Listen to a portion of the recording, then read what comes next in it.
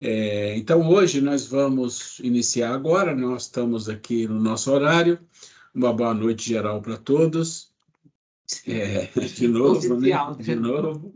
E a gente vai fazer a nossa prece, e a gente vai ver se alguém aí gostaria de fazer a prece para a gente começar. Hoje, particularmente, eu quero pedir, se alguém for fazer a prece, que desencarnou a filha, ontem desencarnou a filha de um amigo, companheiro lá do CEAL, trabalha conosco no grupo da gestante. O nome dela é Luana Sembranelli, a moça que desencarnou, filhos da Eliana, do Henrique. Então, vamos aproveitar e vibrar pela Eliana, né? Luana Sembranelli. Que ela seja recebida pela espiritualidade e que leve consolo para os familiares, né, gente? Por mais que a gente tenha consciência sobre a morte, né? Aliás, eu acho um tema bom um dia nós pararmos para falar. É sempre difícil, né? Essa questão da separação. Ô, Carlos, você que está aí hoje, então, numa boa para a gente aí nos dando essa colher de chá, não quer fazer a prece para a gente? Posso fazer sim. Por favor. Então é Luana Sembranelli, tá? Joia, beleza. Então, boa noite a todos. Vamos iniciar os nossos trabalhos com a nossa prece inicial. Vou pedir a todos os irmãos aqui presentes, encarnados e desencarnados, que fechem os olhos, serenem os pensamentos, acalmem os corações, elevem o nosso pensamento a Deus, nosso Pai, Pai de infinita misericórdia, amor e bondade, aproveitando esse momento para agradecermos pelo nosso dia, pela nossa vida, agradecermos o momento da nossa reunião, nesse dia de segunda-feira no curso, para podermos aumentar o nosso entendimento, o nosso conhecimento, o nosso discernimento sobre a doutrina de Jesus, agradecermos a Jesus, pedirmos ao nosso mestre, ao nosso irmão, governador desse orbe, que nos oriente, nos ilumine, agradecermos também aos nossos benfeitores, anjos guardiões, que prepararam os ambientes de cada um dos nossos lares para receber o curso hoje, as palavras do Ruela com a Grace, aproveitando, pedindo também a espiritualidade amiga, pelo desencarno da nossa irmã, Luana Sembranelli, que as energias para toda a família, de conforto, de entendimento, mais as nossas vibrações, e para o próprio espírito da Luana, que encontre luz, que encontre paz, que encontre o caminho dentro da sua evolução, e que nós, aqui presentes no curso de hoje, possamos absorver da melhor maneira possível as palavras e os ensinamentos e as informações que o Ruela e a Grace vão nos trazer, para que sirva também de guia, para que possamos nos melhorar como pessoas, nos melhorar como espíritos em evolução, para que a gente consiga, dentro dessa nossa caminhada, cada um dentro da sua limitação, a melhor caminhada, a melhor jornada e a melhor evolução dentro da possibilidade de cada um. Que assim seja, graças a Deus.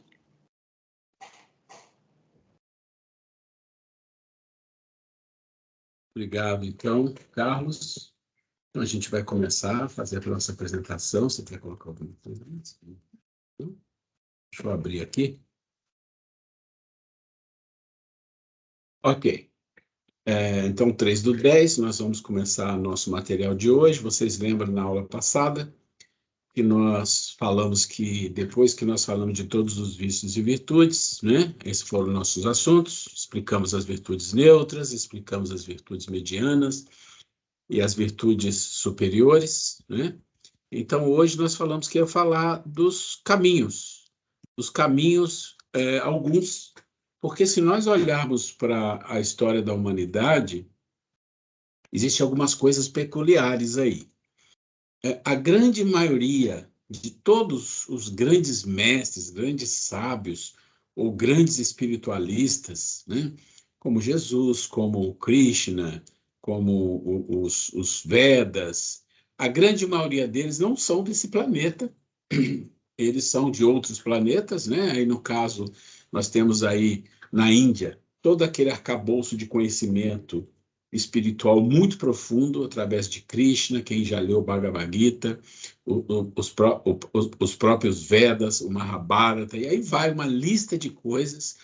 Eles são povos oriundos de Capela, ou de outros mundos, que não só Capela somente, mas povos oriundos de outros mundos, em momentos que chegaram aqui na Terra, em momentos da Terra de uma situação muito crítica, de um desenvolvimento muito precário, mais precário do que nós estávamos, e eles então incorporaram uma determinada raça. No Egito teve outra raça, então teve a China, teve o Egito, teve a Índia, teve mais um, não estou lembrando, mas isso não é importante aqui.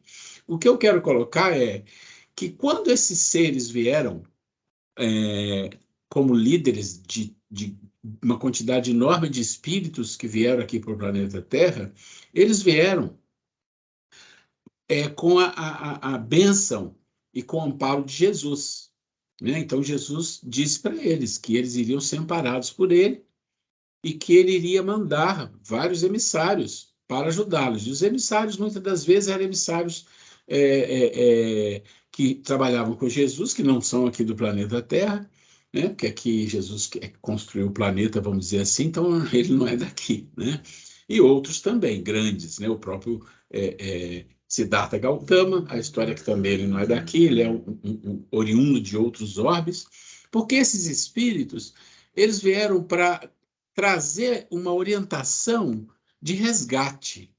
Vocês que estudam a doutrina espírita, vocês sabem que os espíritos, eles vieram de outros planetas, no caso Capela, outros mais também, não só, necessariamente não é um só, e que é prometido a eles que um dia eles poderão retornar se eles atingissem um certo nível.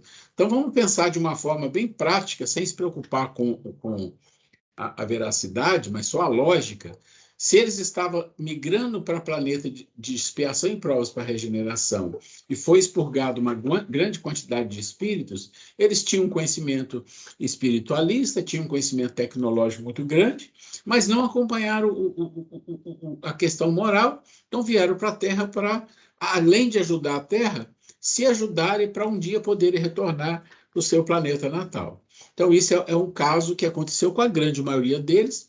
E o que acontece? Eles fundavam aqui, com o conhecimento que tinham, civilizações. Eu falei da civilização egípcia para vocês, mas teve civilização na América, dos toltecas, dos maias, teve civilização na Índia.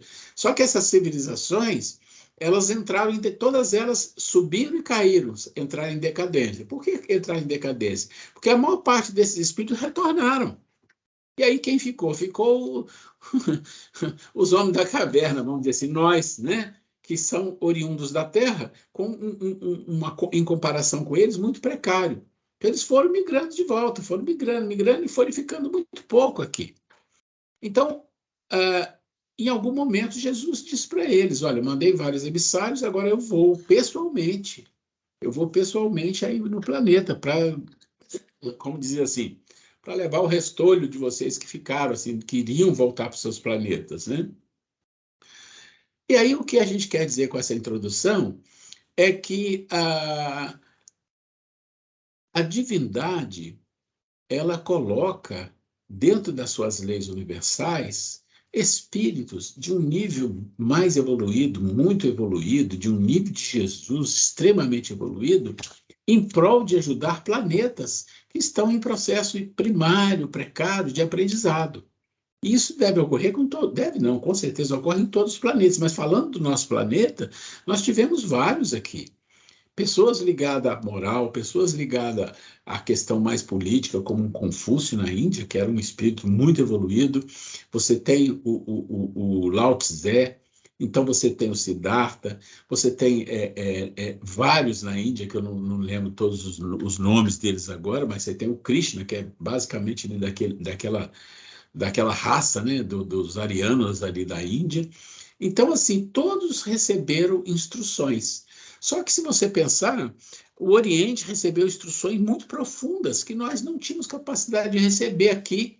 e eles receberam lá 1.000, 2.000, 3.000 anos antes de Cristo. O Egito recebeu instruções de vários espíritos, o Hermes Trismegisto, 3.000, 2.000, 4.000 anos antes de Cristo, de assuntos que hoje, 5, 6.000 anos depois, quando a gente lê, a gente fala, nossa, que profundo, até difícil de entender isso aqui. Por quê? Porque nós somos daqui da Terra. Ou seja, somos espíritos que vieram aqui do precariedade da caverna, estamos aqui no começo do nosso processo. Eles não, eles já tinham uma bagagem enorme. Então, eles criaram civilizações, e essas civilizações entram em declínio quando eles retornam para os seus planetas, aqui no caso Capela, né? Então, sempre houve esse processo e sempre há. Segundo a doutrina espírita, Kardec fala sobre a migração, a transmigração de espírito entre planetas, no universo inteiro. Então, isso é um processo comum. E nós estamos vivendo esse processo aqui na Terra, que Capela viveu há milhares de anos atrás. Ou seja, nós estamos numa transição de expiação e prova para regeneração, e nesse processo já começou há algum tempo os expurgos de espíritos, como aconteceu em Capela, sendo levados para outros planetas onde eles vão se adequar melhor. A gente percebe um movimento muito forte no mundo nos últimos 15, 20 anos, se a gente olhar para o mundo, assim como se fosse uma coisa que está em ebulição. Muita violência, muita distorção de ensinamentos espirituais, muito mercantilismo com as coisas de Deus. É como se a Idade Média não tivesse acabado. O que é isso? São encarnações de uma quantidade enorme de espíritos que estão tendo a última oportunidade. Tipo assim, olha, a situação de vocês é para voltar para ir para um planeta inferior. Mas vamos dar uma oportunidade, quem sabe a gente pode ajudar, porque a vida sempre vai ser assim. Os espíritos mais evoluídos sempre vão fazer isso, vão dar todas as chances possíveis. Mas a gente já sabe que no mundo espiritual, há muitas décadas, já está sendo levado para outros orbes uma quantidade imensa de espíritos. Então, esse é um processo. Por que eu estou falando disso para vocês? Porque a gente vai falar hoje exatamente de 3 grandes espíritos. Eu escolhi 3 por uma razão, né? Uma é óbvia, a outra, mas assim, não tem uma razão específica, exceto Jesus, né? Que não podia deixar de falar dele. Para mostrar o que é que eles vieram fazer aqui, além de darem muitas mensagens, de escrever livro, não ele, mas de escreverem coisas sobre ele, ou no caso de Teresa, de escrever livro. Eles vieram trazer para nós um roteiro, e que eu particularmente sempre chamei de mapa, é um mapa. Eles deixam um mapa para nós, nosso processo de evolução. Quem viu o vídeo já sabe do que eu estou falando, viu lá em detalhe. Eu, como disse, eu não vou falar dos detalhes aqui, eu vou correr a parte mais resumida, porque a gente tem muito assunto aqui até o fim do ano, e como eu falei, o vídeo ele vai suportar vocês no entendimento de muitas coisas, tá? Então, vamos lá. Aqui, o que a gente chama os caminhos ou mapa entregues para todos nós. É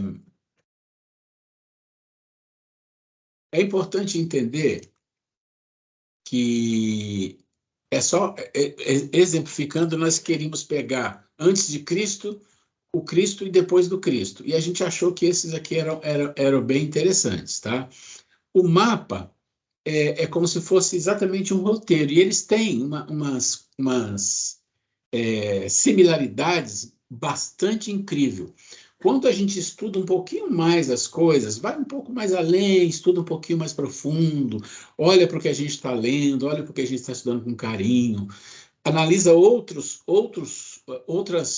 religiões, outras filosofias, vai comparando. Quando você começa a fazer esse processo de estudo, onde você estuda aqui, estuda ali, compara, às vezes pego até filósofo materialista, mas aqui no caso, mais os espiritualistas, quando você vai juntando, você vai tirando algumas conclusões interessantes. Então, a primeira conclusão que eu queria falar para vocês é, olha, esses espíritos aqui e outros, mas estou falando desses, eles deixaram muita coisa, mas eles deixaram um mapa para nós chegarmos a um certo nível. Isso é importante, tá? Mas uma coisa interessante entre todos eles é que todos falaram o seguinte, olha, só que antes de você entrar no caminho ou na senda, né, então pensa assim, O mapa, toda vez que você segue o mapa, ele tem um começo. Olha, você vai seguir para algum lugar, começa por aqui. Esse é o primeiro passo. E aí o segundo, o terceiro, para você chegar lá. Mas todos eles, tanto o Siddhartha, quanto o Jesus de Nazaré, quanto a Teresa de Ávila, eles mostraram esse mapa, mas eles disseram assim, olha, só que antes de você pôr o pé no caminho, você tem uma preparação. Olha que interessante. Ou como se dissesse assim, o caminho começa em algum momento, mas esse caminho, para você entrar nele, você tem uma preparação ou uma senha, né? Algo que você tem que fazer antes para você merecer entrar no caminho. Olha que coisa linda. E isso você encontra perfeitamente no Buda, no Siddhartha Gautama, 500 anos, mais ou menos 500 anos antes de Cristo. Tem a preparação, tem o mapa. Você encontra em Jesus, em Nazaré, o Cristo, tem a preparação e tem o mapa, e você encontra em Teresa de Ávila, 1515 depois de Cristo, e tem uma preparação e tem um mapa também. O que vocês viram no vídeo são os detalhes de tudo isso que está aí. O que nós vamos fazer aqui é passar rapidamente um resumo disso, para a gente ir falando de alguma coisa, e fechar esse assunto, porque na aula que vem nós vamos começar a entrar em assuntos relacionados à mente, às emoções, que é o nosso processo até o fim do ano. Mas vamos lá. Mas a gente não podia deixar de falar dos vícios, das virtudes, dos caminhos, porque isso é base para nós compreendermos que a espiritualidade, que Deus, nosso Pai, mandou emissários aqui para nos orientar e nos dar verdades e nos dar detalhes até de como fazer. Então vamos lá. Então, primeiro, Siddhartha Gautama, o Buda. Qual é a preparação? Quem já ouviu falar do budismo sabe que no budismo existem as 4 nobres verdades. E existe o caminho óctuplo. São 2 verdades que eles colocam, né, como se fossem nobres, e uma delas, que são as 4 nobres verdades, é a preparação. E o que é a preparação? É você entender alguma coisa, você compreender alguma coisa e querer seguir. Aí você entra no caminho óctuplo. Se você pegar Jesus de Nazaré, é a mesma coisa. Olha, qual é o mapa? As bem-aventuranças, passo a passo. Mas se você quer entrar nas bem-aventuranças, tem o primeiro passo. E no primeiro passo você já tem que ter um preparo. E onde está o preparo? Está em Mateus 7, 7 a 12. É capítulo 7, versículo 7 a 12, que nós vamos ver. E a Teresa de Ávila,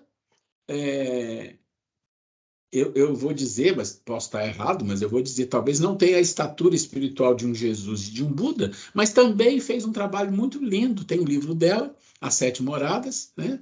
Ela escreveu, existe para comprar, e ela escreveu também um mapa, que é chamado As 7 Moradas do Castelo Interior, ou seja, 7 passos. Mas também existe uma preparação, ou seja, você não começa a entrar nas portas das moradas, é como se fossem fatias, né? Entradas, 7 entradas, 7 portas, se você não tiver uma preparação.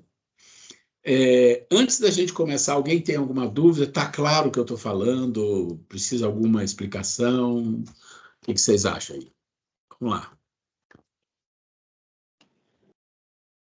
Ruela, o Carlos, eu acho que está bem claro, né? Mas para quem ainda não estudou ou de repente ficou um pouco curioso, seria interessante, né, dar uma estudadinha sobre os que vieram de Capela, né, para entender a história um pouco das civilizações. Eu até estava lembrando aqui um pouquinho com a minha esposa, com a Angélica, que eu tinha até comentado com você, né, que eu sempre tive alguma coisa muito ligada com o Egito, né, história do Egito, sempre gostei, estudei. E aí, depois que eu comecei a estudar o Espiritismo, eu comecei a entender da onde que vinha tanto conhecimento que para nós aqui era uma coisa absurda há 5.000 anos atrás, coisas que eles fizeram que até hoje a gente questiona. Mas, a partir do momento que eu comecei a estudar o Espiritismo, eu comecei a entender que são povos que, de onde eles vieram, eles não conseguiam acompanhar, mas para nós aqui, eles eram muito, muito, muito mais adiantados do que nós. E vieram justamente para nos ajudar. Então aí fica claro, aí dá para entender o porquê que lá atrás já teve uma civilização adiantada e por que acabou porque o caminho é simples, né? Voltaram para a casa deles, evidentemente, Exato. ponto e acabou. Então é muito interessante, eu acho que está bem claro. Os vídeos complementam bastante também, não sei se o pessoal teve a oportunidade de assistir, mas quando você põe os vídeos lá e pede para assistir, eu mesmo já tendo assistido, assisto de novo, porque às vezes a gente esquece um pouco do conteúdo, e é bem interessante, é bem importante, porque lá é mais amplo, né? Aqui você fica mais na síntese do que precisa ser passado, e lá a gente tem bastante coisa para a gente poder complementar, vamos dizer assim, né? Mas para mim está muito claro, está bem claro, e é um assunto que eu adoro, eu acho muito interessante esses assuntos aí. Ô, Carlos, você está falando essa questão de compreensão desses exilados que vieram, e tem aí a gente encontra explicações, né? Por exemplo, para as pirâmides do Egito, né? Na parte matemática, né? Não só no Egito, mas em várias partes do mundo. Existe uma comprovação científica, matemática, que os ângulos são exatamente iguais. É como se tivesse um arquiteto que projetou lá no Egito, projetou em outras partes do mundo, né? Então, é incrível, não é coincidência, né? Então, fica muito claro para nós, né, que esse intercâmbio de espíritos que vieram, né, à Terra, né, para dar esse impulso, né, na evolução, né? E fica um alerta para nós que estamos nesse período de transição. Imagine nós, né? Nós já vivemos num planeta que nós sabemos que existe ainda o mal predomina, ainda tem tantas coisas negativas, mas também já temos, nós somos, como o nosso planeta é bonito, quando a gente observa a natureza, como os animais, a diversidade da botânica, tudo. Então, a gente observa que nós temos muito, o nosso planeta já é um planeta bonito. Então, comparado a planetas de regenerações superiores, tipo como André Luiz descreveu para nós, nosso lar, né? O nosso mundo fica um pouco aquém. Então, imaginemos nós a probabilidade de nós retroagirmos, de nós sermos esses seres exilados, se por negligência nossa, nós não conseguirmos acompanhar a todos os nossos irmãos na Terra, continuarmos aqui e nós tivermos que retroagir para um planeta inferior ao nosso. Quanto será difícil, né, gente? Como será difícil a gente analisar as dificuldades que existem nesse planeta, como uma vez já comentei com vocês, do país mais pobre do mundo, como é agoniante pensar a probabilidade de viver num país daquele. Imagine um planeta inferior, lá nos primórdios, inferior ao nosso, nos primórdios da civilização, necessitando, né? Nós seríamos lá os grandes sábios, né? Os moralizados, e por mais baixo que estejamos, seríamos os mais moralizados, né? Mas seria muito difícil, né? Então, gente, cabe a nós, não por egoísmo de não querer ajudar os irmãos, se formos para lá como missionários, tudo bem, né?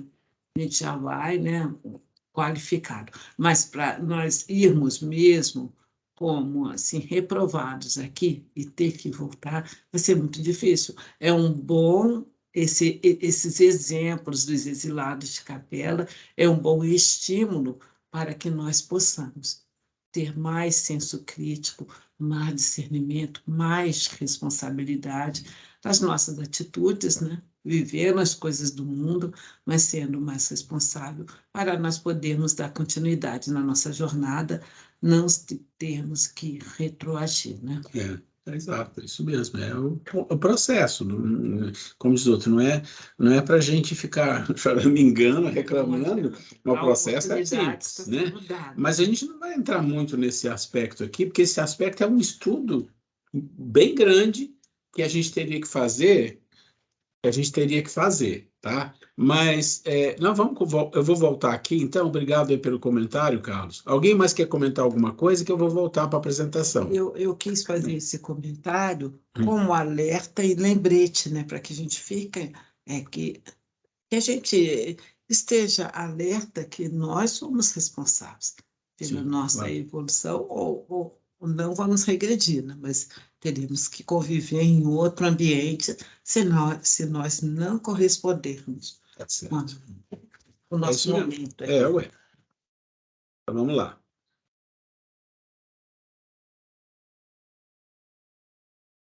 Então, voltando aqui, deixa eu ver que eu acho que eu peguei errado aqui. Estava aqui. Então, eu já fiz essa pequena introdução para vocês, para a gente cair a ficha aqui. Então, a gente vai começar falando do Siddhartha Gautama. Não vou contar a história deles, né? Lá no vídeo a gente conta um breve também a história dele, porque no Google vocês acham a história dele de todo jeito, filme, desenho animado, escrito, o que for. Como funciona, então, a fase de preparação? Lembra que eu falei aqui, ó? Todos eles têm a preparação e tem o mapa. Preparação para você começar o caminho. E o caminho é o caminho que te leva ao nível mais alto que o Buda coloca, que Jesus coloca, e a Madre Teresa. Então, a fase de preparação do Buda, os princípios fundamentais estão nas 4 nobres verdades. O que significa a fase de preparação? A fase de preparação que o Buda coloca nessas verdades é assim, olha, eu vou ler e depois eu explico. A vida é sofrimento.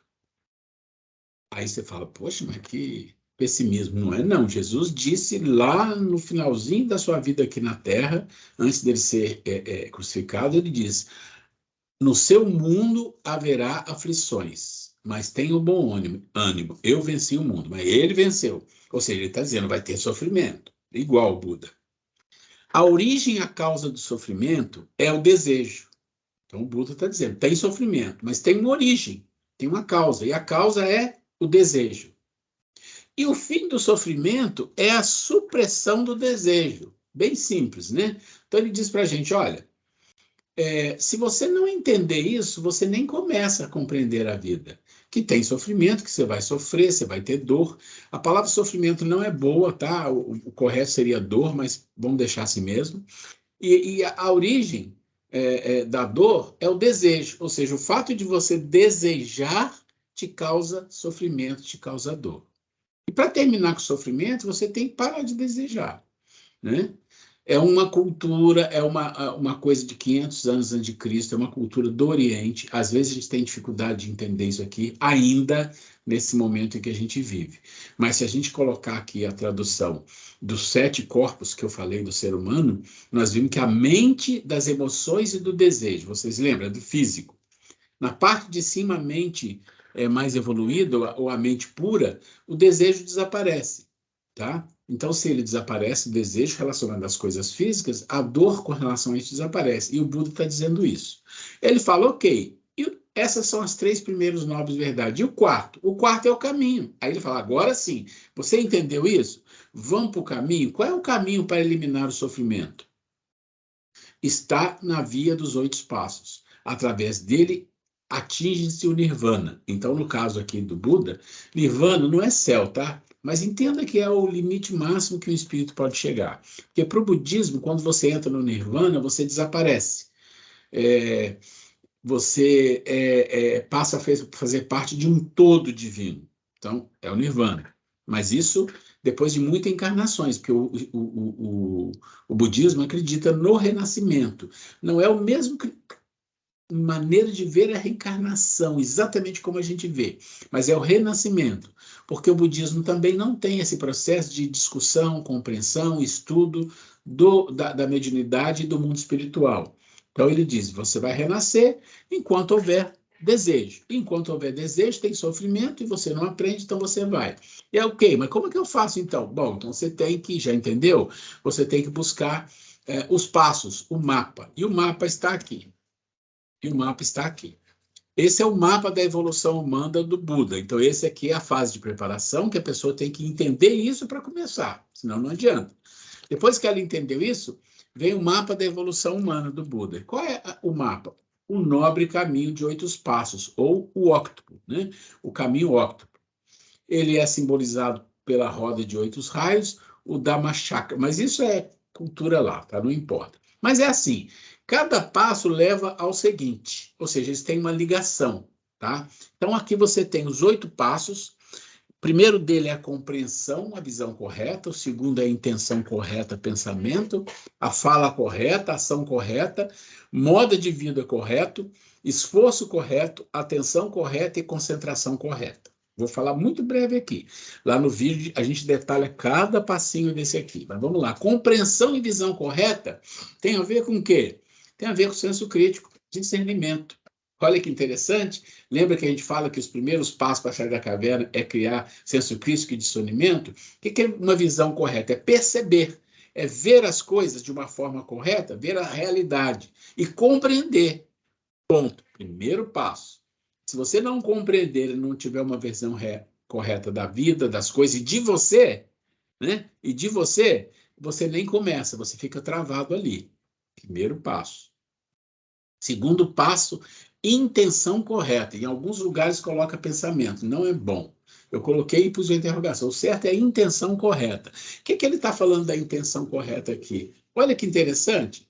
Aqui é exatamente aquilo que nós falamos naquela semana, onde a gente falou dos pensamentos e do coração. Quem lembra que nós falamos? O homem que viu uma mulher e teve pensamentos adúlteros com ela, ele pensou, mas Jesus fala, porque o coração dele está cheio. E o coração, vocês lembram que nós traduzimos no hebraico? O coração significa o quê? Significa muitas coisas, mas principalmente significa motivação. A intenção, motivação. Então, o que o Buda está dizendo é, você desenvolve um senso crítico, um discernimento, mas você tem que ter na tua vida a intenção, a motivação correta, né? Os seus pensamentos vão fluir de uma forma correta. Além disso, a fala, você fala com as pessoas, a fala correta, a fala mansa, né, no bom sentido, a fala de palavras corretas, o Gentil, tom, né? gentil, isso, gentil, o tom da fala, nem muito baixo que as pessoas não entendam, nem muito alto que agrida. E falar o quê? Não é só o som ou o jeito de falar, é o que se fala. Quais as coisas que você escolhe na vida para se dirigir com a fala às pessoas. Você fala com as pessoas, você conversa, discute um assunto, polemiza um assunto, tudo bem. Mas o que você usa para fazer isso? Olha, você já está no terceiro passo. Se você tem discernimento, se você tem uma boa intenção, a sua fala, em geral, vai ser correta. É que através da fala se influencia. Exato. A Gleice está falando. Exato. Escreve o que lógico. Dependendo de quem está falando, e isso é um perigo, gente. Porque tem muita gente que não tem fala correta e nos influenciam muito, muito, muito, muito. Então a gente tem que ter cuidado com isso. Aí ele vai seguindo. Ok, você já tem um discernimento, já tem uma visão razoável da vida, tem uma boa intenção com tudo que você faz, mas não é só boa intenção que fala que, tive boa intenção, mas fiz errado. Não, você já fez o primeiro passo, você tem discernimento, você tem senso crítico para fazer as coisas, você faz reflexões, uma intenção, uma fala. E aí, o que vem depois? Não pode ficar só nisso, tem ação. Você tem que exercitar. Ação correta em tudo que você vai fazer na vida.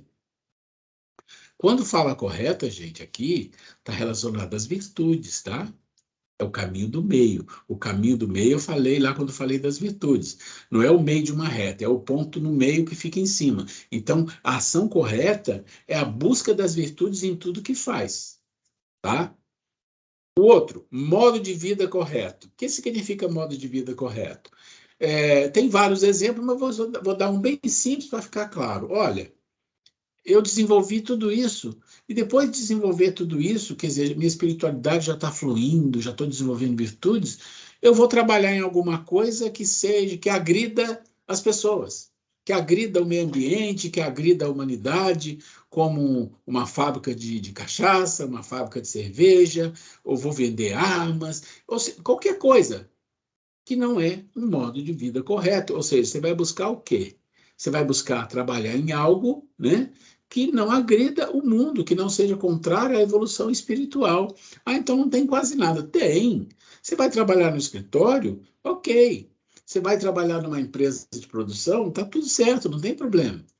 Mas tem alguns produtos químicos que agridem. Isso é outra história. Nós estamos falando de coisas bem gritantes, que qualquer um pega e fala, onde você trabalha? Eu trabalho ali. O que vocês fazem lá? A gente faz arma para guerra. né? A gente constrói tanque,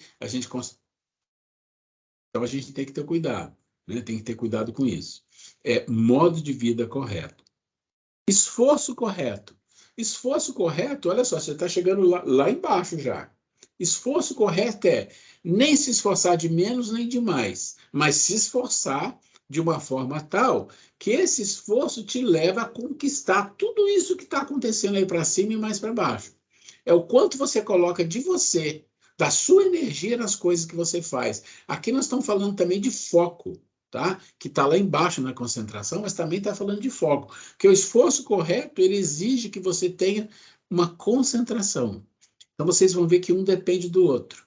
E aí vem um, que eu não vou dizer que é o mais importante, porque o primeiro deveria ser o mais importante para começar, mas eu diria que esse aqui é o mais importante, a atenção correta.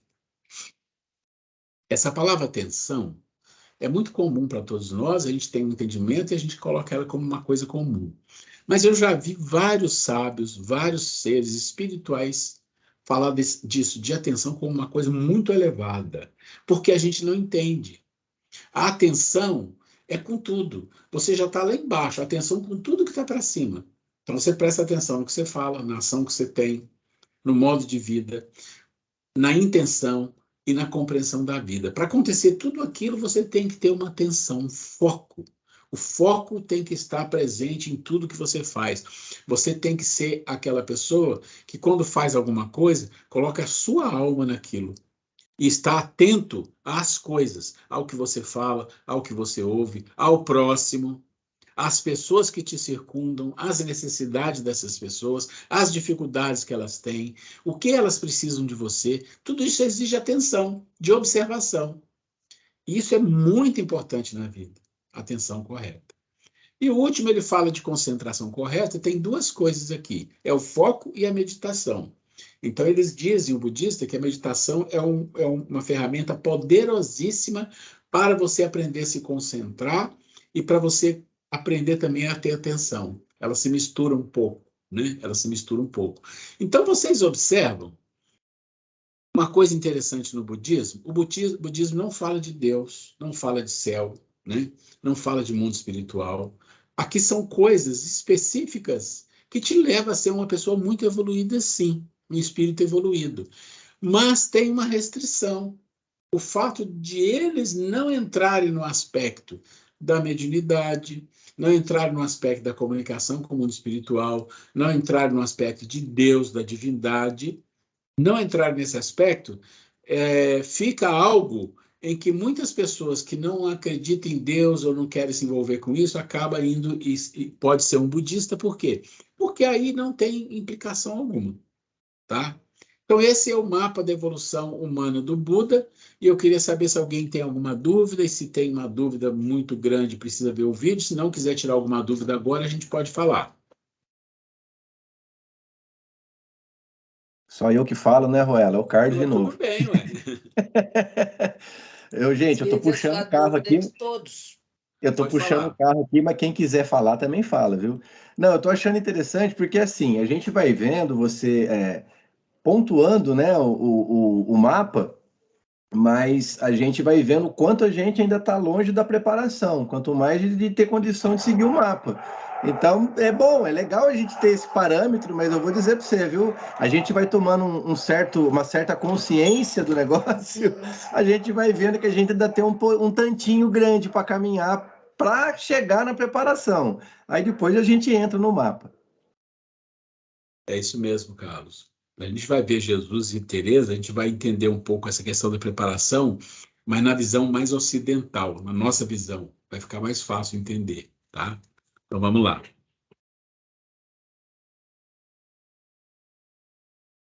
Ok. Então, a preparação do Buda, as 4 nobres verdades e o mapa, o caminho óptimo, tá? Esse é o caminho óptimo. Vamos lá. Vamos para Teresa de Ávila, 1515 depois de Cristo, ou Santa Teresa de Ávila, ou Santa Teresa de Jesus. Quem nunca viu, está no YouTube, pode buscar. No nosso vídeo que nós fizemos, a gente passa uns trechinhos do vídeo dela, passa um trecho do vídeo de filme, né, de Jesus, e um trecho do vídeo muito curto do Buda, né? Então, o que é a preparação antes de entrar na morada? A morada é o castelo interior, as sete moradas significam os 7 portais, tá? Mas a preparação, ela diz assim, ó, o desafio da primeira morada e entrada no castelo. Aí ela começa. As pessoas mundanas ou aqueles que estão totalmente envolvidos com as coisas do mundo material, ainda apegados às suas necessidades egoístas, mas começam a questionar e buscar algo espiritual. Opa, olha só. Eu não vou ler o que está aqui para baixo, vocês leem em casa e tudo bem. Ela tá colocando assim. Olha, as pessoas mundanas são as pessoas que não se preocupam com as coisas espirituais, estão preocupadas com as coisas do mundo. E você lembra que o Buda fala do desejo, só desejo de sofrimento? Aqui ela está falando, olha, você quer entrar no caminho das 7 moradas? Então você precisa entender que você precisa buscar, você precisa questionar algo espiritual. Pronto, se você não fizer esse questionamento, não adianta você entrar no caminho. Você nem vai entrar, porque você não vai buscar. Então, a busca, o questionamento, é a fase inicial de preparação de Teresa de Ávila. E aí vocês vão ver como isso coincide com Jesus também, tá? Então, a preparação é, eu tenho sofrimento do Buda, né? Está em sofrimento, aí eu vou entender o sofrimento, entendo que eu sou responsável por ele, que os meus desejos e minhas buscas das coisas mundanas, das coisas do mundo, mundana não tem sentido pejorativo, mas é um sentido de inferioridade sim, tá? Não adianta a gente dourar a pílula, coisa que a gente precisa, né? Também. Mas então, em algum momento, algo acontece na tua vida, normalmente um grande sofrimento, uma grande decepção, alguma coisa que te balança, já viram aquela história? As pessoas vão para o espiritismo pela dor. Eu não sei se é exatamente assim, mas isso é uma história. E ela está dizendo assim, alguma coisa acontece, você começa a se questionar, a buscar alguma coisa. Então, esse é o desafio da primeira morada. É querer descobrir algo muito além dessa vida para você, para o mundo, para todos, né? Essa é a fase de preparação. Sem essa, você não vai abrir porta nenhuma. Isso é muito óbvio, muito claro. Tá bom, vamos lá. O mapa da evolução de Santa Teresa. É interessante vocês entenderem que Santa Teresa ela é da ordem das Carmelitas Descalças. E ela que fundou essa ordem. E ela viveu numa época da Inquisição ainda, né, finalzinho de Inquisição, mas ainda tinha, e ela sofreu muita perseguição da igreja. Ela teve que vencer muita coisa, porque ela achava que as carmelitas era muito folgado, era muito à vontade, e para ela tinha que ser mais rigoroso, porque ela tinha essa visão, né, da época lá, que a rigorosidade faria ela ser uma pessoa mais espiritual. É a visão de um espírito que sabe mais ou menos alguma coisa que a gente não sabe, né? Então, como funciona o castelo interior às 7 moradas? Bom, a primeira é a decisão de buscar o divino. Você tomou uma decisão, né? Eu quero me envolver. Bom, se você quer se envolver com o divino, o que acontece se você estava envolvido com apego às coisas materiais? A segunda porta só abre para você se você trabalhar o desapego, né? Tem que se desapegar. Você está saindo de um mundo e entrando em outro. Você não pode querer pôr o pé naquele mundo novo e ficar com o pé atrás. É impossível, não tem como. Não dá para fazer assim. Então, é o desapego, né? Existe uma historinha muito interessante de Krishna e Arjuna, que eu já contei aqui, mas para a gente entender isso daqui, Krishna chega numa beira de um rio, e Arjuna também chega, e Krishna fala, oh, Arjuna, agora que você já aprendeu tudo isso, você precisa atravessar o rio para o outro lado. Pensa sempre com muito simbolismo as coisas. E eles pegam um barco, vai o Krishna e vai o Arjuna atravessar. E no que vai atravessando o rio, o barco demora muito, e o Krishna vai limpando o barco, vai arrumando umas coisinhas aqui, vai fazendo o barco ficar bonitinho, que a viagem é longa, né? Aí chega do outro lado. E o Krishna e o Arjuna, na viagem, de vez em quando ele olha para trás e fica lembrando das coisas, né? Que ele tinha, como é que era, como é que não era, e fica ali. Bom, o fato é que ele chega do outro lado, o Krishna desce e chama o Arjuna. Arjuna, vamos? O Arjuna desce, olha para o barco e fala, mas não é melhor a gente guardar o barco se a gente precisar? O Krishna olha para ele e fala, não, acabou, já atravessamos, não tem mais barco, agora é para lá. Né? Então, o Krishna está dando uma lição simbólica de desapego. E é mais ou menos isso que ela está falando. Se você decide buscar o divino, você está decidindo atravessar um rio, você está decidindo ir para um outro lado da vida. Né? Não é que você vai desencarnar, não é isso, é começar um processo. Olha, são 7 passos. Então, você tem que começar a se desapegar, a se desligar das coisas que te prendem ao mundo, ao mundano ou ao mundo material. Não tem outro jeito. Esse é o caminho da Teresa. E ela era uma freira, né? Ela era uma freira. Bom, depois que você resolveu buscar o divino, começou a se desapegar, ela fala, bom, agora você tem que ir para a terceira morada, você tem que abrir a porta do autoconhecimento. E não tem outro jeito. Você tem que se conhecer, saber das suas deficiências, saber daquilo que você pode, daquilo que você não pode. E o que significa o autoconhecimento? O autoconhecimento, se trocar a palavra por humildade, dá no mesmo. O autoconhecimento é você trabalhar a humildade. O que é humildade? É saber que você sabe e que não sabe. Isto eu sei, isso eu posso fazer, isto eu não sei. Um exemplo, Jesus. Jesus foi chamado de bom pelo rapaz da estrada, aquele rico, né? Bom mestre. E aí ele falou assim, não, bom é o Pai. Olha o nível de humildade para entender sobre bondade. Bondade para Jesus está no nível lá de Deus, não está no nível dele. Só que as pessoas chamavam Jesus de mestre, e ele falava, eu sou o mestre. Porque ele não tinha vaidade com isso. O Messias, eu sou o Messias. Então, ele falava que era sem nenhum problema, porque ele não tinha problema com isso. Ele tinha humildade. O autoconhecimento é isso. Olha, isso eu sou, isso eu não sou.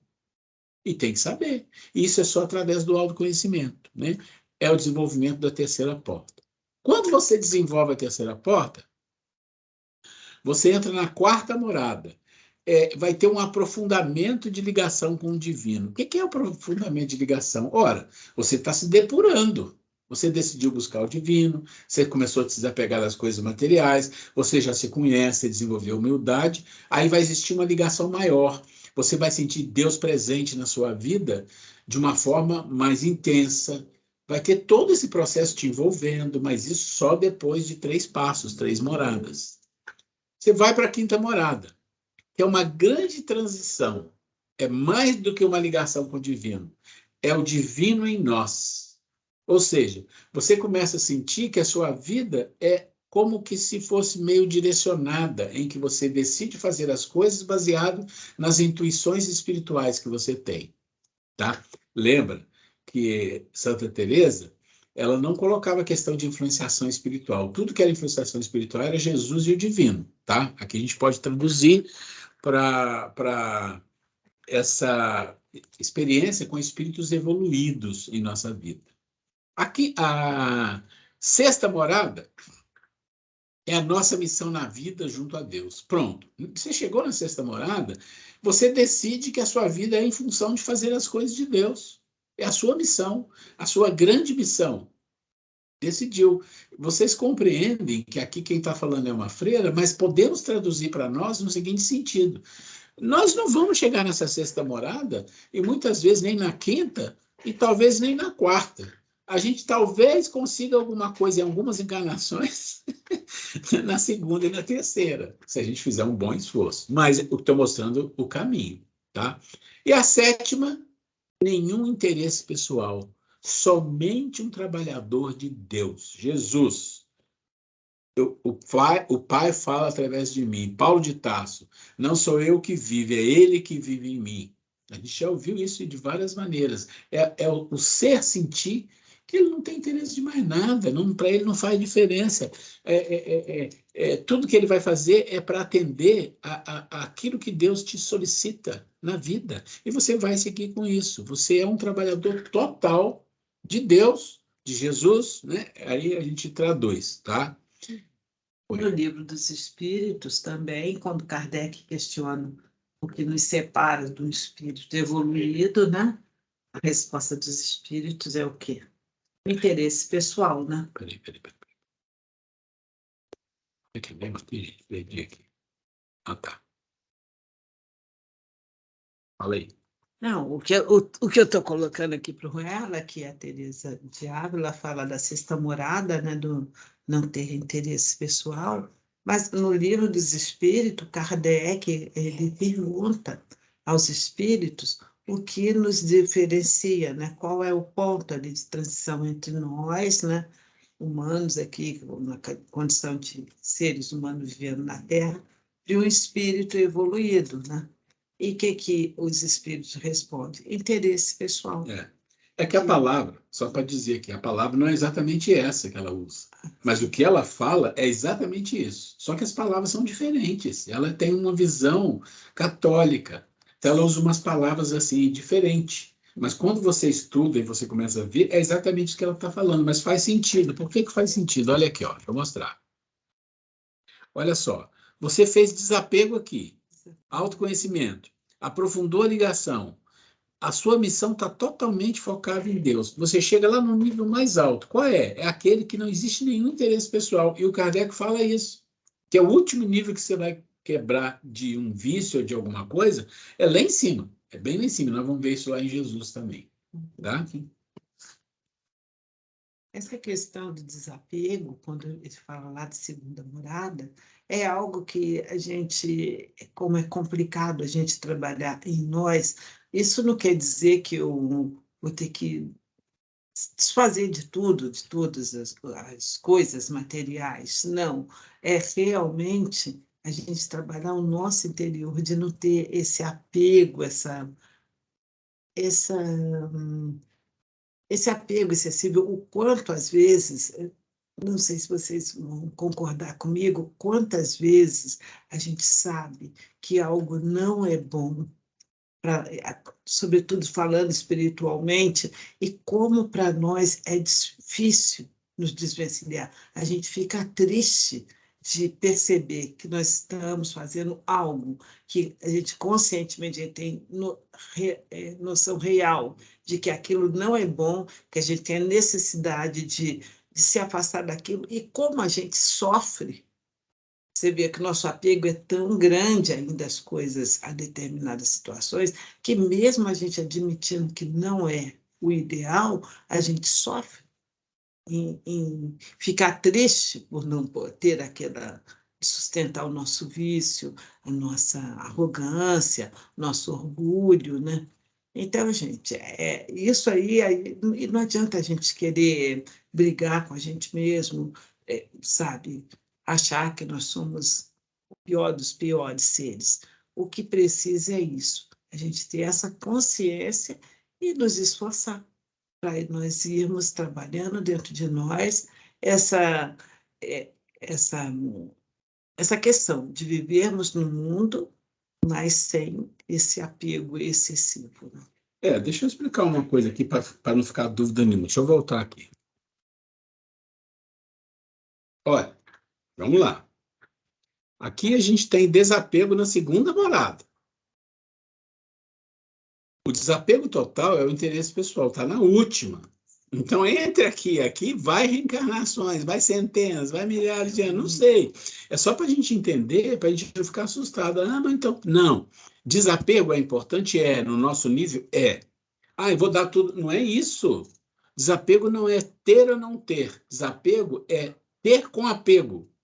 Você pode ter com desapego. Você pode ser uma pessoa que tem muitos bens materiais, mas você não tem apego. Você usa aquilo, você trabalha, você ajuda, você faz as coisas acontecerem. Mas tem pessoas que têm apego até às poucas coisas que têm. Fica ali grudado naquilo, né? Fica grudado naquilo. É disso que está se falando. É o começo do nosso processo de compreensão de que nós estamos buscando isso aqui, tá? Isso aqui é um outro nível. O desapego total, sim.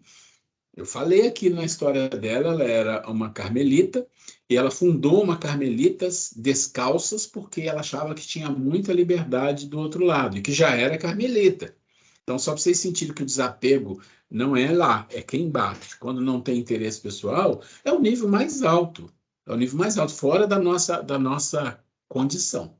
A Ok? história do senhorzinho que carregava o porco, né? Bom, vamos lá. Vamos seguir para Jesus? Tem uma fase de preparação? Tem. E a gente sabe que o mapa de Jesus é o Sermão do Monte, as bem-aventuranças. Nós vamos entender. E qual é a fase de preparação para você entrar no primeiro passo? É Mateus, capítulo 7, versículo de 7 a 12. Então, ele diz assim: pedi e dar-se-vos-á. Buscai e encontrareis. Batei e abrir-se-vos-á. Porque aquele que pede, recebe. E o que busca, encontra. E ao que bate, abrir-se-lhe-á.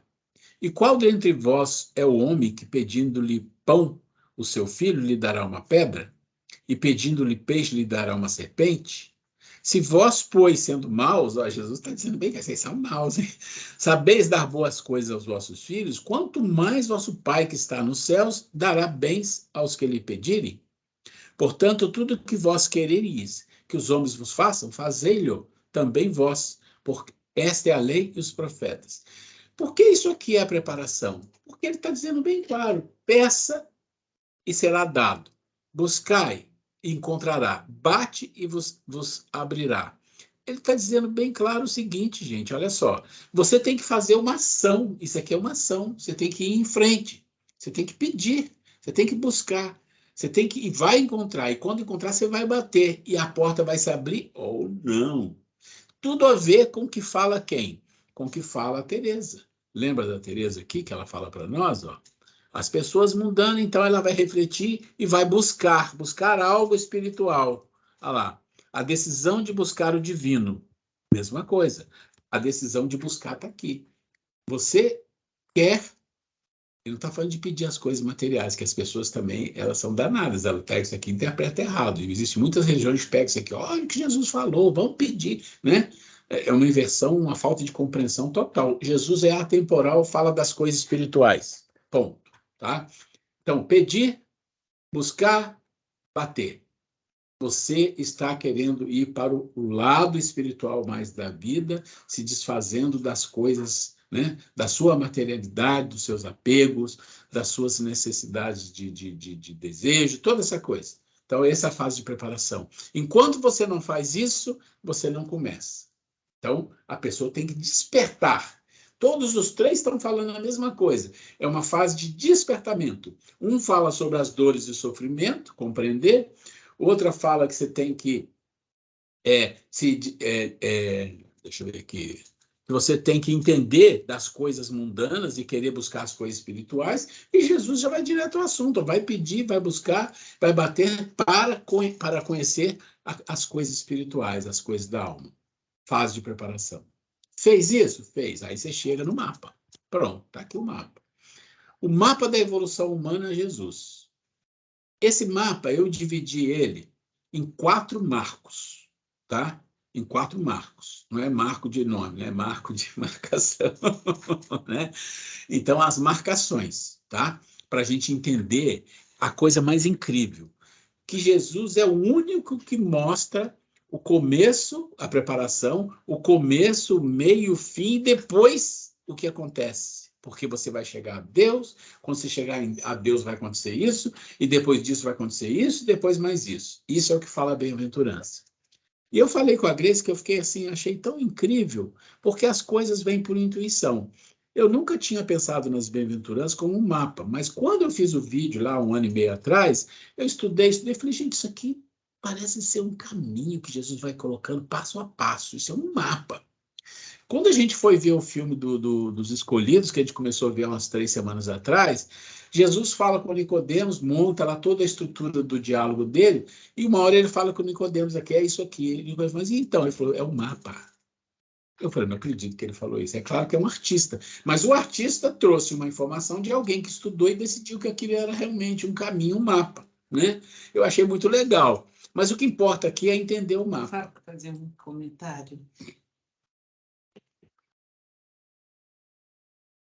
Interessante que das questões das bem-aventuranças, nesse vídeo, na série que nós estamos vendo sobre Jesus, que fala sobre característica dos apóstolos, né, da vivência de Jesus com os apóstolos, e é interessante que cada uma bem-aventurança, Jesus relaciona a um dos discípulos dele. Então, os discípulos eram pessoas complicadas, pessoas, inclusive algumas que tinham tinha estressado, tinha autista, tinha de tudo. Uma vida assim meio equivocada, mas Jesus via em cada um deles um ponto forte. Então ele relaciona as bem-aventuranças, tipo, quando ele fala, bem-aventurados que são misericordiosos, ele aí aparece lá ele se relacionando com a mãe dele, bem-aventurados que são mansos e pacíficos, aparece aquele apóstolo que tinha essa característica de doçura, bem-aventurados os que são pobres de espírito. É tão bonito a gente você vê coisas que a gente escuta falar há tanto tempo e, de repente, vem uma clareza, uma explicação das palavras de Jesus que a gente nunca tinha percebido. Então, é muito interessante, gente. Jesus falava o tempo todo para nós.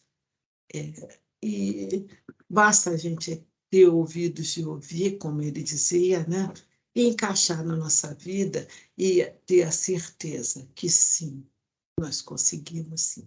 Basta a gente querer, e às vezes é difícil, é sofrido, mas é também altamente gratificante quando você se percebe que seja um pouco melhor. A gente não vai conseguir isso numa encarnação, 2, 3, mas se nós conseguirmos um pouquinho ser melhor, um pouquinho já ter mais clareza, um pouquinho ser menos violento, um pouquinho ser mais justo, um pouquinho ser mais honesto com a gente mesmo, de ter a coragem de admitir as nossas falhas, nossas fraquezas, e porque quando a gente admite, é o primeiro passo para a gente se modificar. Então, isso já é muito bom. Jesus vem aí dando o passo, a receitinha de bolo, né, para a gente seguir. Né? Muito bem, vamos lá. Então, vamos começar aqui rapidinho, passando. Por que a primeira bem-aventurança é o primeiro marco? Porque é o mais importante. Você já se declarou para Jesus que você realmente é uma pessoa que tem suas dificuldades, tem suas fraquezas, tem tudo isso, mas que você quer mudar, você quer, sabe, você quer tentar, você quer fazer algo. Então Jesus diz assim para você: bata a porta e ela se abrirá. Que porta é? Essa porta das bem-aventuranças. Mas pode ser que não abra, porque tem uma senha, tem algo que você precisa ter de requisito. Começa na preparação, né? Você quer ver as coisas espirituais, você quer ter uma vida mais espiritual, você quer buscar as coisas de Deus, tudo bem. Aí você chega lá. Ele diz: bem-aventurados os pobres de espíritos, porque deles é o reino dos céus. O que é pobres de espírito? É muito fácil. Jesus é o ser mais rico de espírito que passou aqui no planeta. Rico de espírito é o espírito de luz, iluminado, é o sábio, é que tem todas essas capacidades que o espírito pode ter. E pobre de espírito somos nós, né? Fracos, dependentes, precisando, necessitando, né? No primeiro passo. Mas é o mais importante? É. Agora, se você bate a porta, você, se for um bem-aventurado, já te abre os braços, porque deles é o reino dos céus. Você entrando no caminho, no mapa, você está entrando no mapa da maior riqueza, você está entrando no mapa do reino dos céus. Então, o pobre de espírito eu me reconheço uma pessoa falha, isso, ou seja, você está desenvolvendo, não é que você tem, mas você está aceitando e desenvolvendo em você o quê? Humildade. Humildade. Lembra dos outros lá da Santa Teresa, exatamente isso. Um pobre de espírito é quem está, né, que já está desenvolvendo a humildade, quer mudar, sabe das suas dificuldades, sabe da sua fraqueza, sabe da sua pobreza de luz, a sua pobreza espiritual. Ok. Então você sabe disso? Venha, você vai ser um bem-aventurado. Passou, entrou. Tá bom. Mas continua no primeiro marco, os bem-aventurados que choram porque serão consolados. Por quê que choram? Porque terá dor. No mundo haverá aflições, mas tenham bom ânimo, porque eu venci o mundo. Então, bem-aventurados que choram. Vocês todos vão chorar, vão ter aflições, porque é necessário no nível evolutivo de vocês para o aprendizado. Mas vocês vão ser consolados. Vocês estão aqui? Estão querendo? Vocês serão consolados. Aí, vem uma outra coisa. Bem-aventurados mansos, porque possuirão, aí outras traduções herdarão a terra. O que será isso? Isso aqui é a mudança de um mundo de planeta de expiação para regeneração. É o momento que nós estamos vivendo. Por quê? Porque os mansos nunca herdaram a terra, só os violentos até hoje. Tudo que tem de condição material é herdado, é manipulado pelos violentos, pelos gananciosos, violência como um todo. E Jesus está dizendo, não, quem vai herdar são os mansos. Mas por quê? Porque nós acabamos de falar para vocês da história da regeneração, que estão sendo migrados para mundos inferiores, né? Pessoas que têm violência em seu coração, pessoas que gostam da violência, da maldade, da crueldade, pessoas que não desenvolveram a condição de perceber a vida, como diz o Buda, um pouco mais nas realidades, por que isso é assim, por que não é, eu estou fazendo as opções corretas na vida, não estou. Então, quando o mundo chegar em regeneração, não exatamente no primeiro dia, né, é atemporal, mas com o tempo, quem viverá desfrutando, né, do mundo serão os mansos, não terá os violentos, nesse sentido que nós estamos falando. Mas ainda vai ter, como Kardec fala, maldade, mas não nesse nível que a gente encontra no mundo, de degradação, de crueldade, mas algumas maldades, alguns equívocos vão haver. Pode ter as pessoas que vão querer justiça, olha, isso não é justo.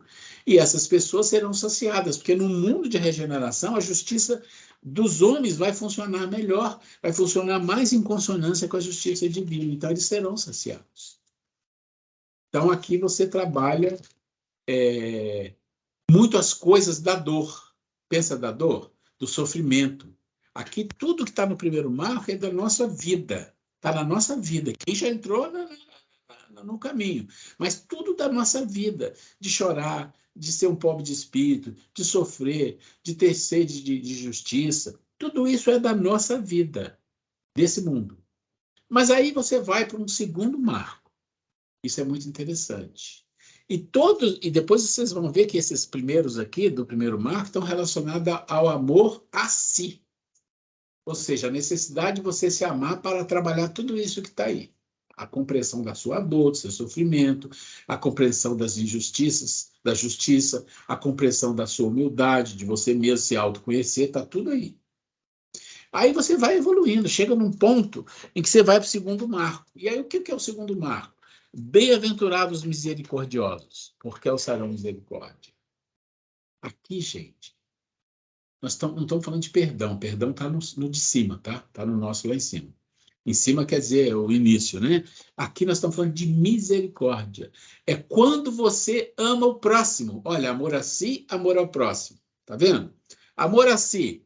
Aqui, ó. 1, 2, 3, 4 primeiras bem-aventuranças. Amor ao próximo. Uma só. Bem-aventurados misericordiosos, porque alcançarão misericórdia. Você tem misericórdia de quê? Da dor de quem? Dos outros.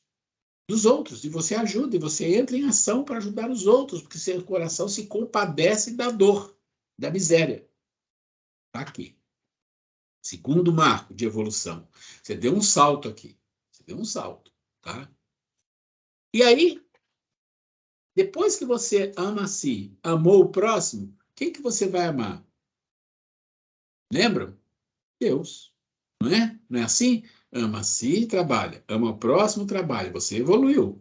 Então você vai amar a Deus. Quando é que você vai realmente amar a Deus? Vai ter, como a Santa Teresa fala, aquela intimidade, aquela convivência com Deus em você, todo dia você sentindo a energia, você se envolvendo.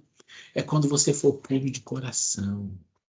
Bem-aventurados puros de coração, porque verão a Deus. Olha, tá vendo?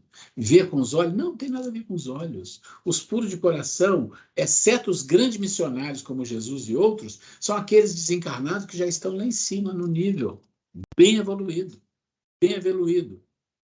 E daí, na hora que você tem esse contato totalmente íntimo com Deus, né, essa visão, esse processo, você vai, então, ser chamado filho de Deus. Por quê que você vai ser chamado filho de Deus? Porque hoje nós não somos filho de Deus, todo mundo não é filho de Deus, mas aqui tem uma diferença. É a bem-aventurança do quarto marco, porque o terceiro marco é quando você se torna puro de coração e está junto de Deus. O quarto marco é o quê? Não, mas já estou junto de Deus? Não, mas aí você vai trabalhar para Deus. Como que é isso? Bem-aventurados que promovem a paz, os pacificadores. Por que serão chamados filhos de Deus? Mas assim, chamado filho de Deus, mas eu já sou, e por que tem que chegar lá para ser chamado? Aqui não é ser chamado só. Aqui é receber uma outorga. Uma outorga. O que é uma outorga? Você se tornou um espírito de um nível de Cristo, você recebe um poder imenso de Deus para você ser um pacificador no universo, num planeta, 2 planetas, o que for.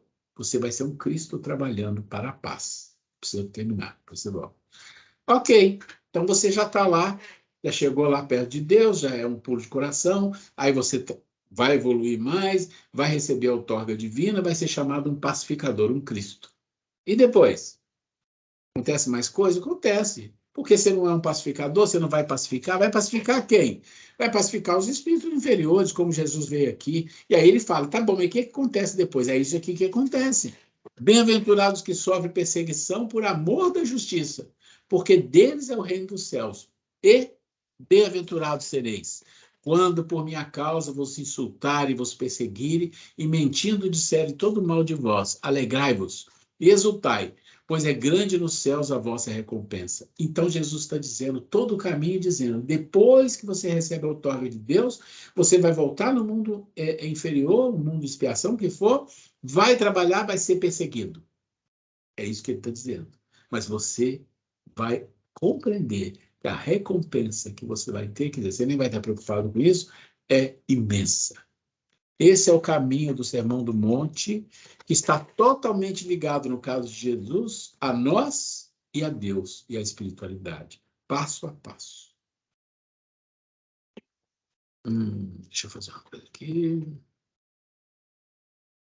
Eu tinha que passar isso aqui, não sei se não der tempo. Não, vamos ver, se não tem problema. Se não der tempo, não tem. Vamos ver os comentários aqui. Gente, alguém quer fazer algum comentário sobre isso aqui até agora? Todo mundo já sabia disso, não sabia? Tá tranquilo?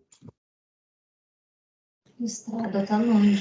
A única coisa, Ruela, que conforta a gente é que o próprio Jesus fala, né, que nós seremos consolados, porque como a gente ainda tem coisa para caminhar, como a gente ainda tem caminhos com sofrimentos que fazem parte do nosso processo evolutivo, e como a gente o que conforta a gente realmente, o que não deixa a gente desanimar é saber que a gente vai ser consolado, e foi da boca dele que saiu.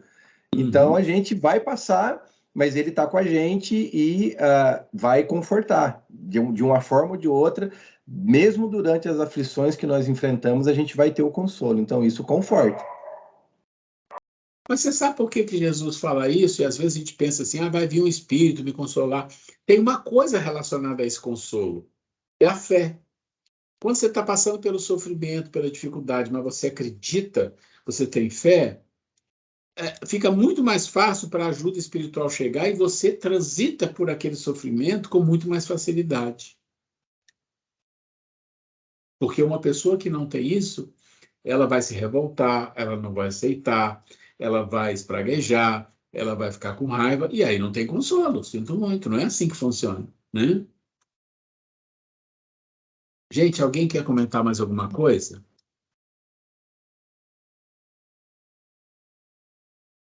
A Grace quer comentar, mas antes dela comentar, eu quero só, porque nós não vamos entrar nesse assunto aqui, mas eu quero só mostrar para vocês, rapidinho aqui, para a semana que vem, tá? Esse mesmo assunto aqui do mapa, né, que nós fizemos, nós vamos fazer ele de novo aqui, para vocês entenderem o quê? Para entender, só um minuto, para entender que o amor a Deus, amor ao próximo, as bem-aventuranças que estão aqui, que é o mapa, mostrando os marcos, mas aqui a gente está colocando do lado também o processo de desenvolvimento do ser, O ego, o self, os arquétipos divinos. Isso eu pensei que eu ia conseguir fazer hoje, mas é muita coisa. Mas isso a gente começa na semana que vem com isso, para a gente entrar nesse fechamento aqui, tá? Então, deixa eu fechar aqui. Só queria mostrar para vocês que você já tem esse material, para vocês não deixarem de dar uma olhada, tá? Deixa eu fechar aqui.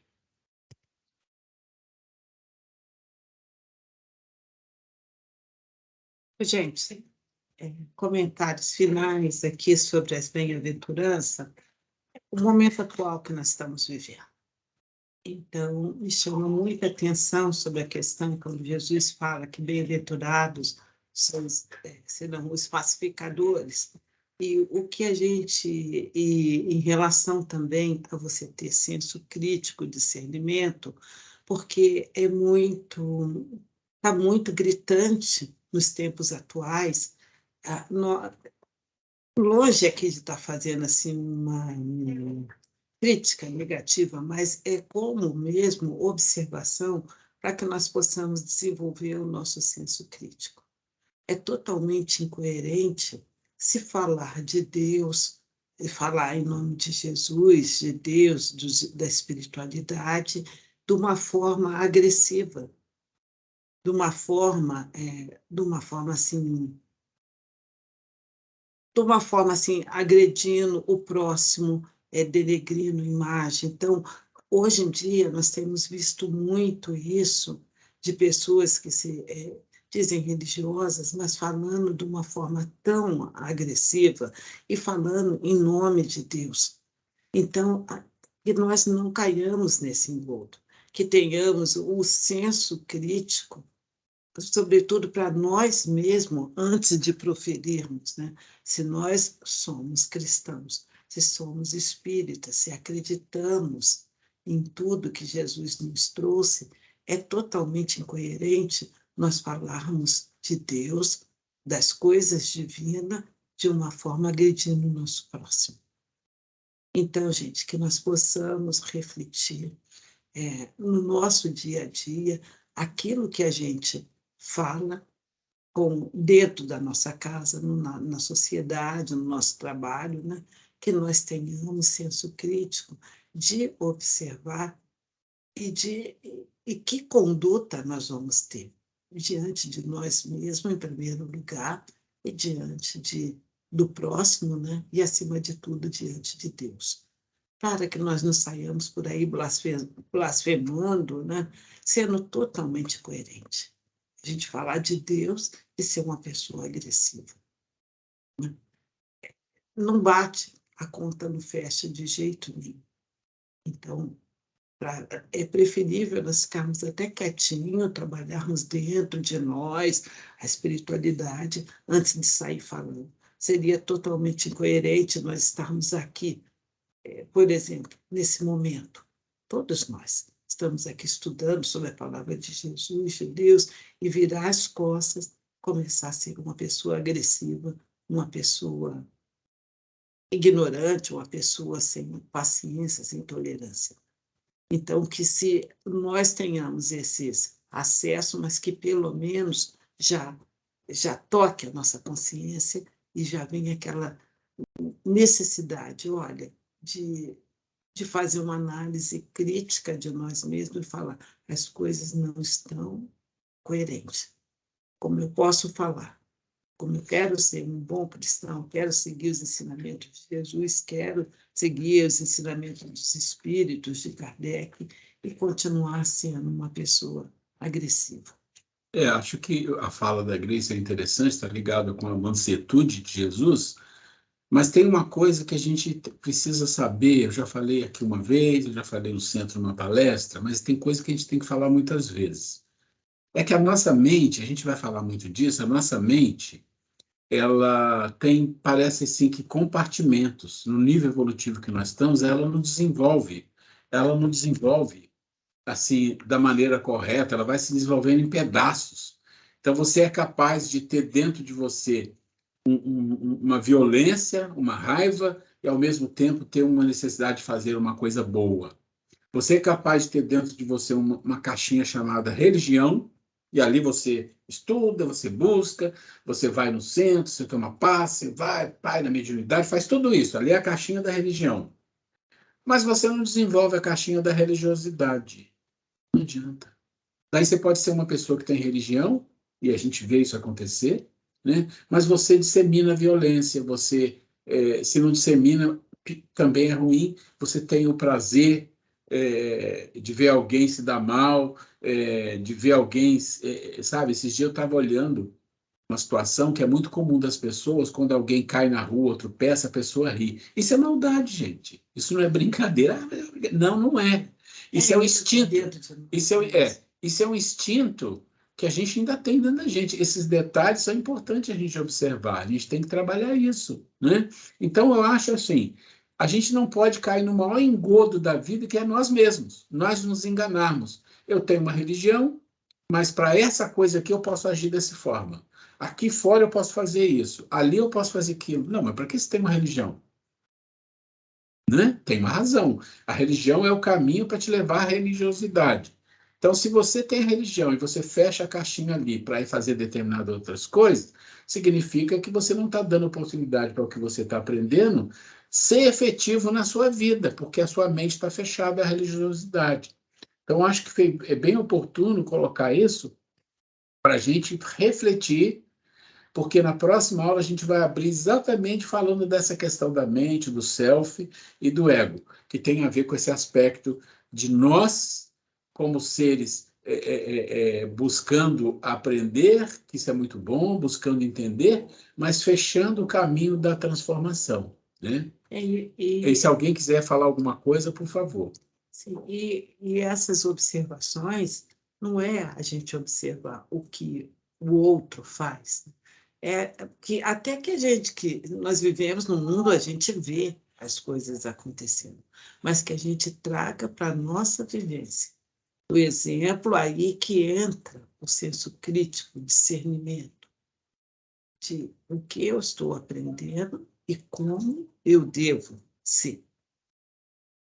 E de pensar o que é o certo e como se age. As coisas têm que ter coerência. Não pode, a gente. Então é isso, gente. A causa sempre é a gente, não é o outro, né? Não. Então, e nós estamos aqui nesse momento, essa oportunidade que é, né? São momentos únicos, né, que nós estamos aqui, uns junto com os outros, né, para ter esses momentos de reflexão. Momento único no sentido que nós estamos vivendo uma transição planetária, isso é muito importante. Então, é importante da gente ter esse olhar com carinho, com respeito a nós mesmos, né? De não sermos até admirar, ver que é algo bom, que é certo, que é justo, e agir de outra maneira, né? Ok, alguém mais quer comentar? Fique à vontade aí, por favor. Ainda tem uns minutinhos.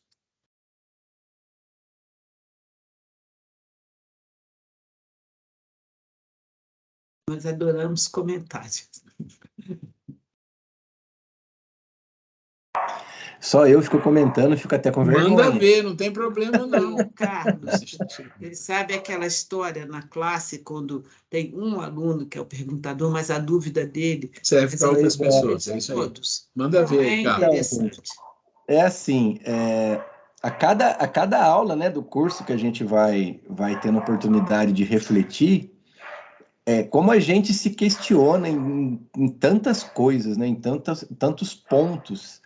Até estava comentando com a Angélica aqui, né, que às vezes a gente faz alguma coisinha certa, né, alguma coisinha na direção certa, alguma coisa boa, e a gente comenta um com o outro, né, nossa, que coisa boa que eu fiz, mas como a gente está longe de ser bom.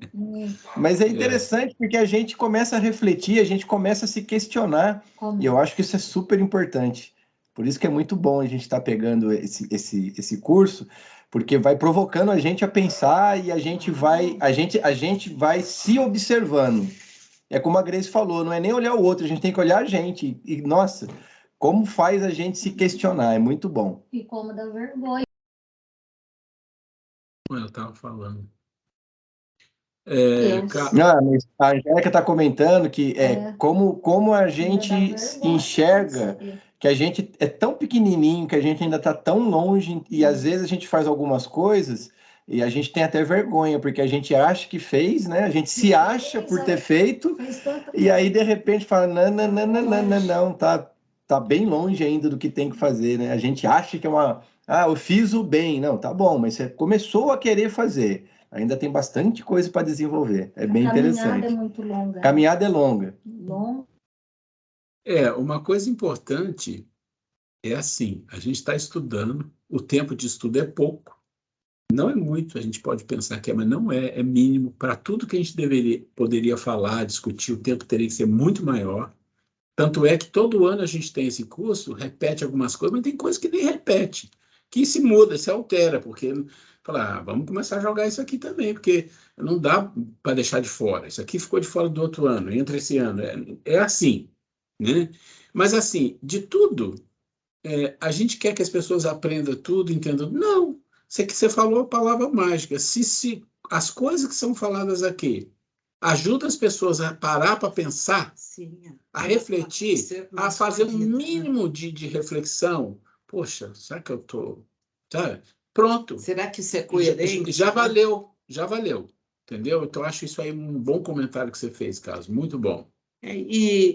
Carlos, lembrando que tudo é exercício, caridade é exercício, tudo. No estágio que nós vivemos, nós estamos aqui exercitando nas mínimas coisas, né, para podermos um dia chegar de fato a sermos um espírito mais coerente, mais tranquilo, mais equilibrado, mais centrado.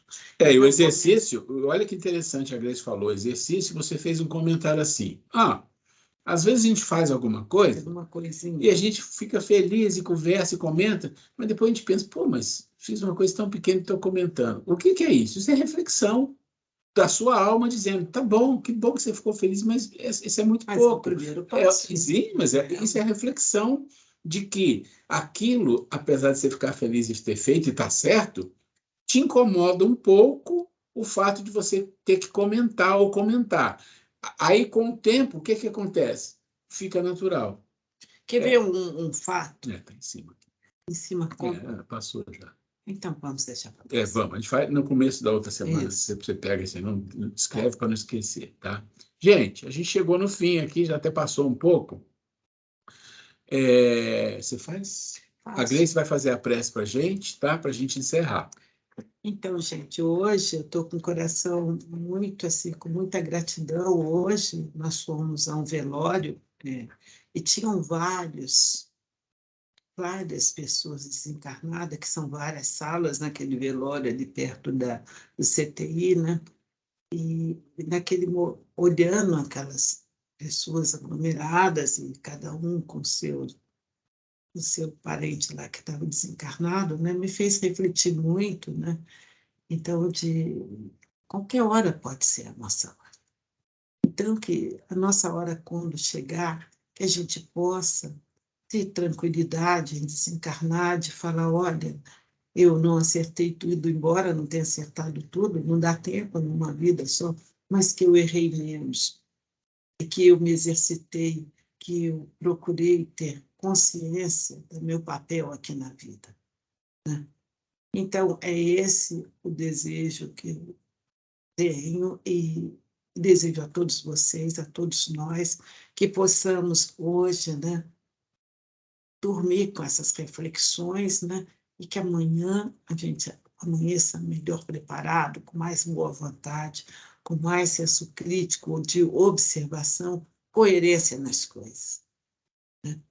De analisar os fatos, né? E não pensar falar uma coisa certa e agir de outra forma.